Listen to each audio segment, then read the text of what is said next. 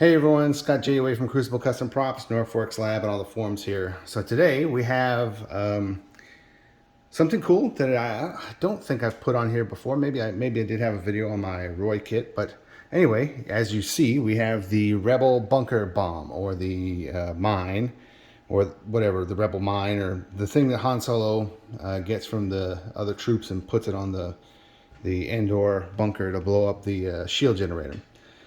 So anyway, a few of these were made for production. One guy is lucky enough to own a few of them, but lucky for us prop builders, there is a fantastic group of photos of one of them that was sold by the prop store. And from that we can, there's that, and there's another one that's in the French collector book of a different variant. From those video or photos, we can see quite a bit, actually, quite a bit of detail and cool things.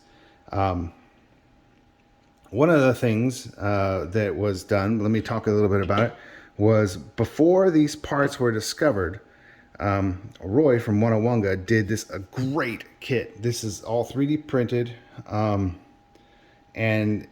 sourced with real parts and replica parts, of course. And man, it's just spot on. It's so good that there's almost zero point in going through the trouble to finding these motor housings. Now, these motor housings were discovered. I have a video on Patreon talking about the discovery of the parts. And these motor housings are from a Kango jackhammer. So this is what it looks like unaltered. Well, they came in orange and also this tan gray plastic. Generally, they're pretty much the same thing, except for, I know there are variants, except for that they had orange plastic on some of them.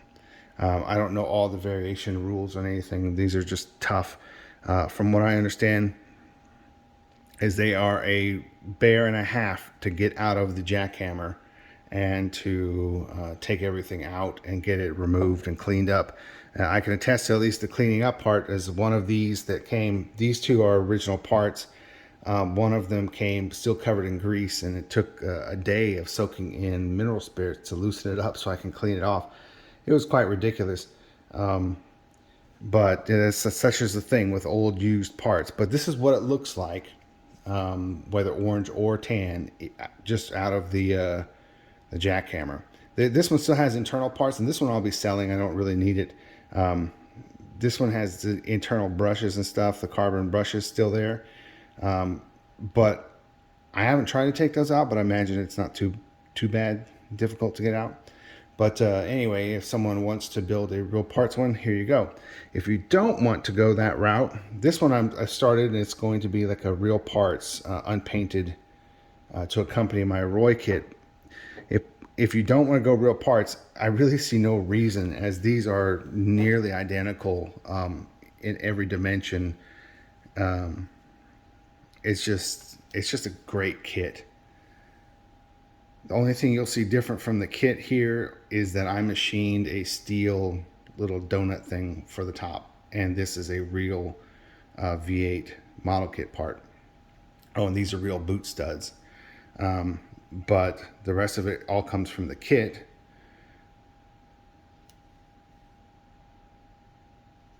And correct vintage photo multipliers and stuff like that. And I don't think he has any correct ones anymore.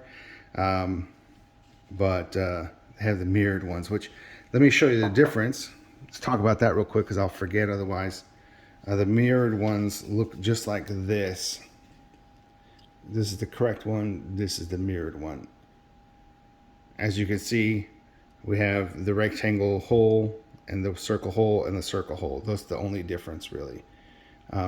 If you don't know that, you wouldn't really pay much attention to it, to be honest.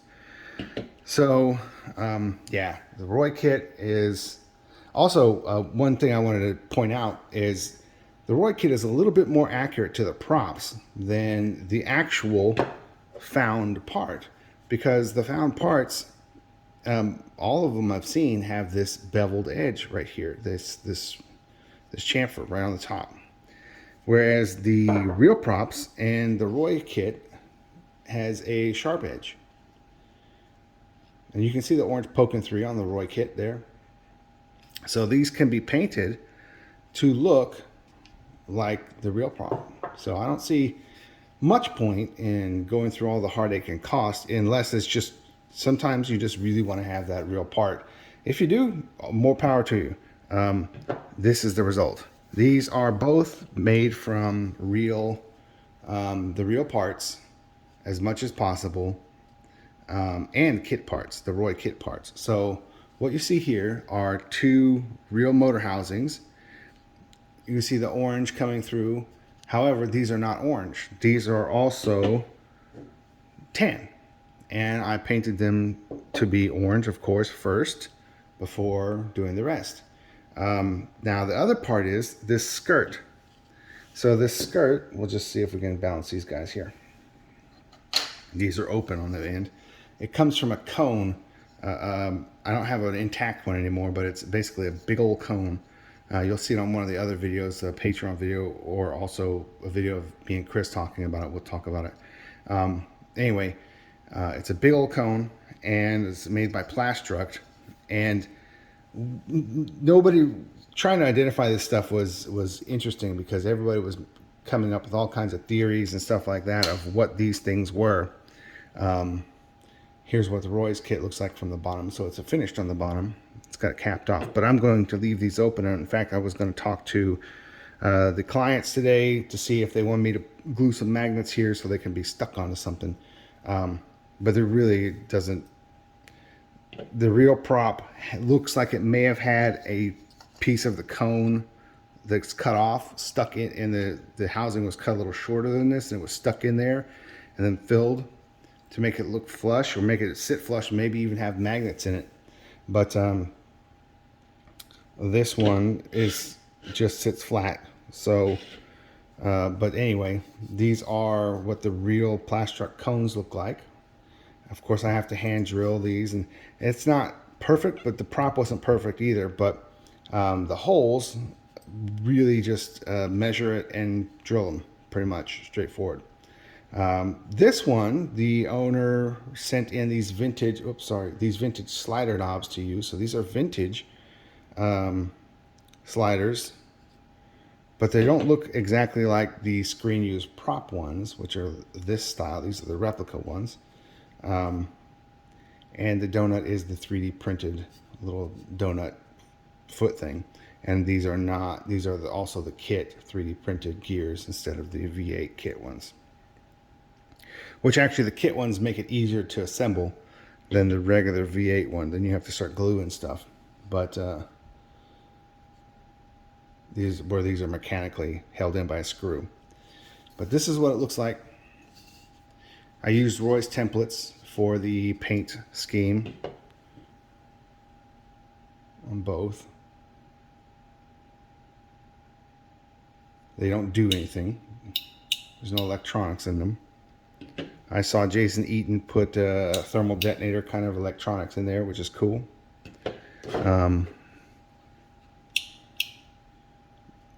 For me, they just sit on a shelf. They don't need to do anything. But this is how the skirt would sit, just like that.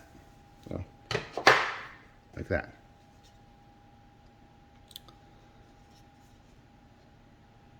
So here are the Rebel bombs. These two made from real cone and real motor housings. This one made from Roy's kit. And this one will be available for sale soon.